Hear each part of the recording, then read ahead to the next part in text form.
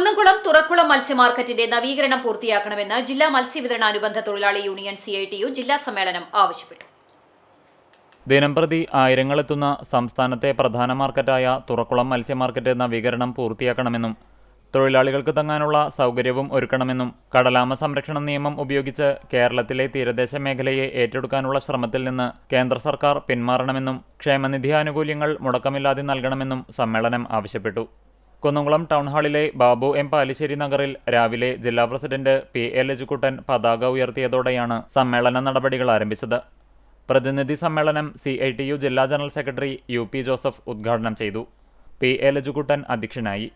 സംസ്ഥാന general secretary A Safarulla സംഘടനാ റിപ്പോർട്ടും ജില്ലാ സെക്രട്ടറി KM അലി പ്രവർത്തന റിപ്പോർട്ടും അവതരിപ്പിച്ചു.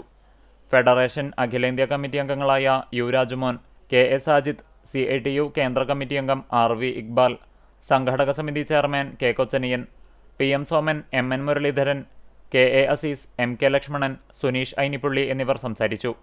ജില്ലാ ഭാരവാഹികളായി KH Sulthan Nattika, president KM Ali Chavakkad, secretary KA Azeez Kunnamkulam, treasurer എന്നിവരെ സമ്മേളനം തിരഞ്ഞെടുത്തു.